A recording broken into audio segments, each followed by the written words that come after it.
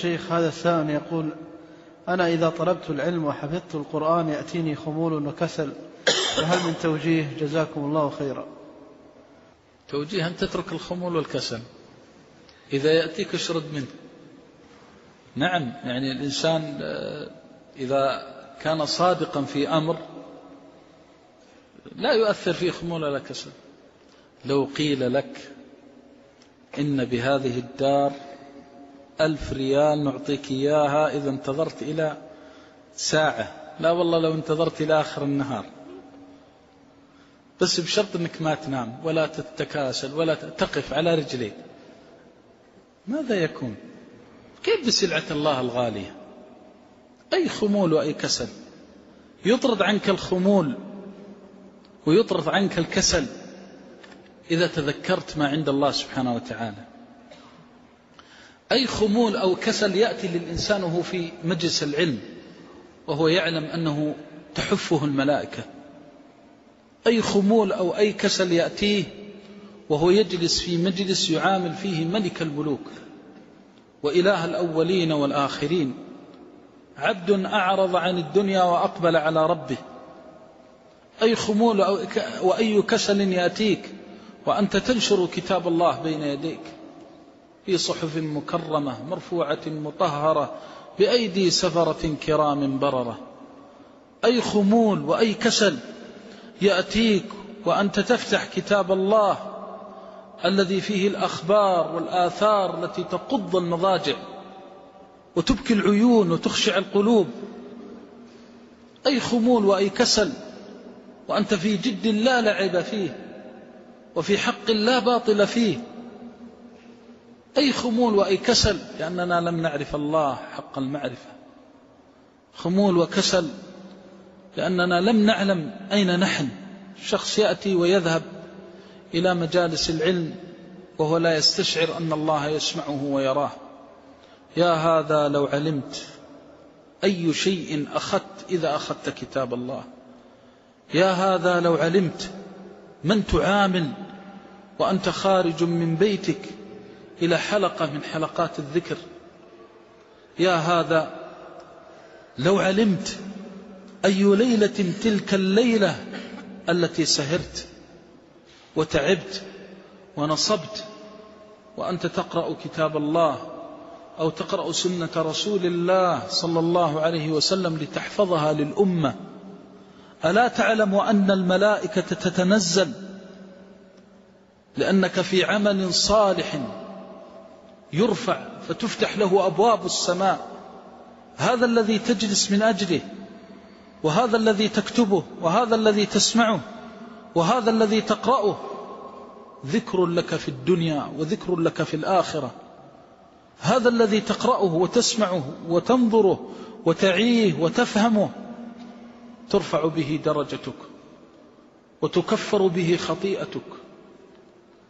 هل شعرت يوم خرجت من بيتك أنه ربما تخرج إلى مجلس من مجالس العلم وأنت أصدق ما تكون مع ربك، ينظر الله إلى قلبك وليس فيه أحد سواه، وقد تخرج وأنت في خضم الشواغل والمشاغل، وقد تخرج وأنت سهران الليل فتقول أريد أن أبقى على سهري لأرضي ربي، فتخرج إلى هذا المجلس لله وفي الله لا رياء ولا سمعة، فتبعث الملائكة لتشهد على عملك الذي عملت فيه ربك.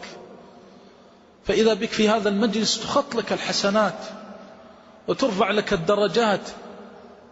فيا لله كم من طالب علم رجع إلى بيته كيوم ولدته أمه، ويا لله من طالب علم خرج من أجل أن يقرأ القرآن وأن يحفظ القرآن لأمة محمد صلى الله عليه وسلم، وكأن لسان حاله يقول أشهدك يا رب أني أريد أن أحمل كتابك بين دفتي صدري لوجهك وابتغاء ما عندك. ومنهم من خرج من بيته ليتعلم سنة النبي صلى الله عليه وسلم، وكأن لسان حاله يقول يا رب غفلت الناس ولهت بالدنيا وإني أريد الآخرة، أريد ما عندك أريد رحمتك، أريد فضلك، أريد الدرجات العلى من الجنة، أريد أن أتعلم العلم الذي يقربني إليك. رب ما خرجت من بيتي لا أشيرا ولا بطرا ولا رياء ولا سمعة، خرجت لك ولوجهك وابتغاء مرضاتك، فارفع درجتي وكفر خطيئتي وبارك لي في علمي واجعله علما شافعا نافعا يوم لا ينفع مال ولا بنون. أين أنت من هذه الرياض الزاكية؟ أين أنت من هذه المجالس التي فيها الدرجات العلى من الجنة؟ يسأل الله ملائكته وهو بخلقه عليم فيذكرونك، تصعد الملائكة إلى ملك الملوك وجبار السماوات والأرض، ما سألهم عن الذين شيدوا ولا عن الذين بنوا ولا عن الذين سادوا في الدنيا ولا عن الأغنياء ولا عن الأثرياء ولا عن العظماء، سأل عن من جلس في مجلس يذكر فيه الله فحفتهم الملائكة وغشيتهم الرحمة لأنهم جاءوا متاجرين مع الله، فارتفعت هذه الملائكة إلى ربها فيسألهم الله. الله أكبر. هذه مجالس العلم التي تنام فيها والخمول التي تخمل فيها. أين أنت؟ أين أنت؟ أنت تعامل ملك الملوك وإله الأولين والآخرين. يسأل الله ملائكته البررة الحفظة عن هؤلاء الذين جلسوا في بيت من بيوته، ما جلسوا للدنيا ولا جلسوا للبيع ولا للشراء ولا للأخذ ولا للعطاء ولا للشعر ولا للنثر ولا للتباهي، جلسوا ليتعلموا شيئا يقربهم إلى الله. فيقول الله جل جلاله في آخر الأمر: وما أدراك ما آخر الأمر، فآخر الأمور التي بينك وبين ربك كلها خير وكلها نفحات ورحمات وود وبر. يقول الله لهم: ماذا يسألونني؟ ماذا يسألونني؟ من هم هؤلاء القوم؟ ما هي حاجتهم؟ الله أكبر. هل شعرت أنت تجلس الساعة والساعتين أن الله يسأل كما جلست في مجلس هذا العلم، كما أحببت العلم وأهله وتقربت إلى ربك وخالقك بهذا العلم، فانظر أين منزلتك. يقول الله تعالى: ماذا يسألون؟ يقول: يسألونك جنتك. قال: وهل رأوها؟ كيف لو رأوها لكانوا أشد طلبا لها. ثم في آخر الحديث يقول الله لهم: قد غفرت. تقول الملائكة: يا رب إن فيهم فلانا عبدا خطاء كثير الذنوب، مر فجلس معهم قال وله قد غفرتهم القوم لا يشقى بهم جليس. هذا الذي تنام ويصيبك الخمول عنه شهد الله من فوق 7 سماوات أن صاحبه لا يشقى. العلم هذا أي شيء هذا العلم. أغنى الله العلماء، فليس هناك أحد في هذه الدنيا والله أغنى ممن علم وصدق في علمه.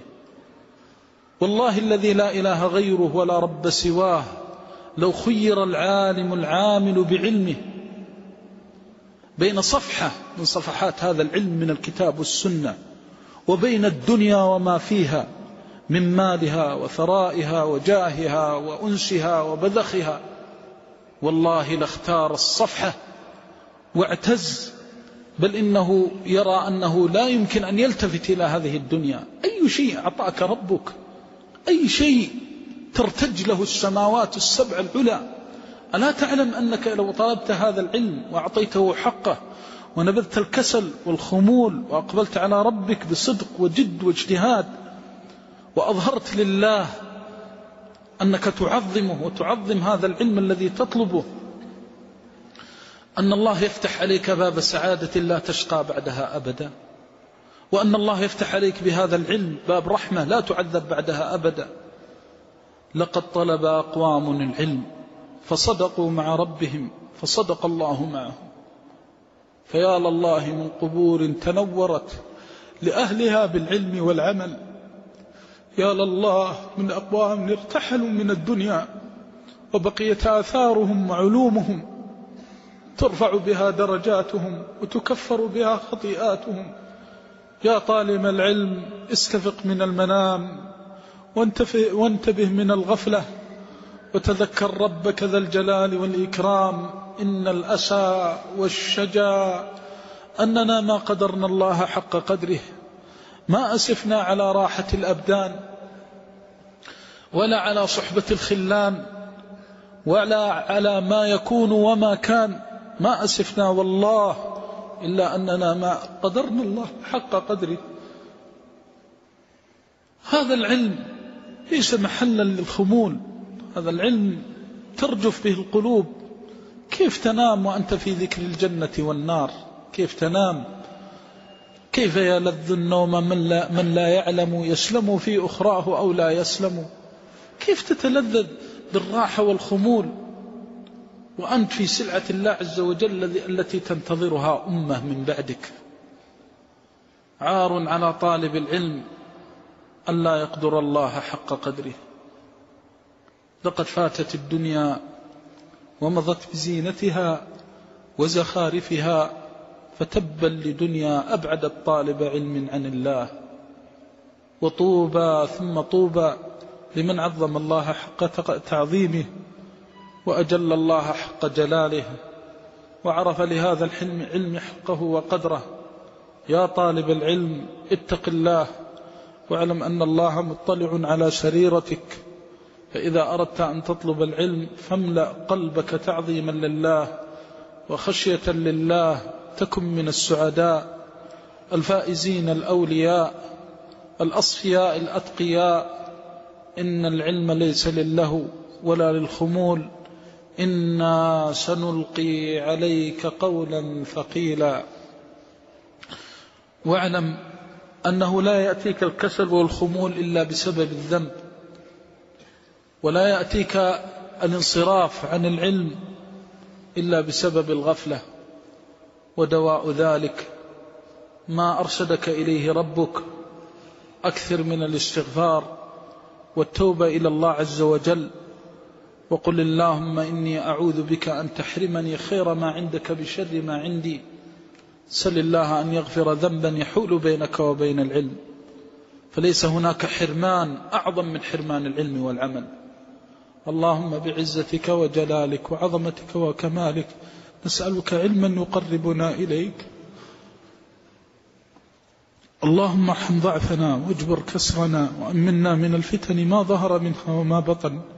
اللهم اشرح بالعلم صدورنا ونور به قلوبنا وسدد به ألسنتنا واعصم به جوارحنا وخذ به بنواصينا لكل عمل يرضيك عنا.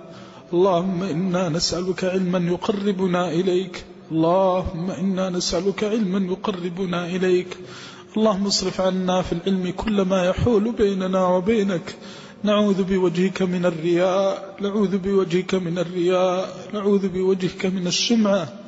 اللهم اجعلنا ممن خافك واتقاك وابتغى رضاك فألهيته عن كل سمعة ورياء، وملأت قلبه بتقواك وخشيتك فجعلته من الأصفياء. اللهم خذ بنواصينا لما يرضيك عنا. اللهم اجعل حظنا في هذا العلم أوفر الحظوظ، اللهم اجعل حظنا في هذا العلم أوفر الحظوظ، واجعل علمنا شافعا نافعا يوم لا ينفع مال ولا بنون إلا من أتاك بقلب سليم. اللهم سلم قلوبنا مما، اللهم سلم قلوبنا، سلم جوارحنا، وارض عنا في ظاهرنا وباطننا. اللهم إنا نعوذ بوجهك أن نريد بهذا العلم غيرك، اللهم إنا نعوذ بوجهك أن نبتغي بهذا العلم سواك. اللهم قو عزائمنا، اللهم قو عزائمنا وشيد في العلم أركاننا، اللهم قو في العلم سلطاننا وثبت به أركاننا واشرح به صدورنا ونور به قلوبنا وقبورنا. اللهم أنت الله لا إله إلا أنت، نسألك أن ترحم مشائخنا وأن تجزيهم عنا خير ما جزيت عالم عن علمه. اللهم ثقل موازينهم، اللهم ثقل موازينهم.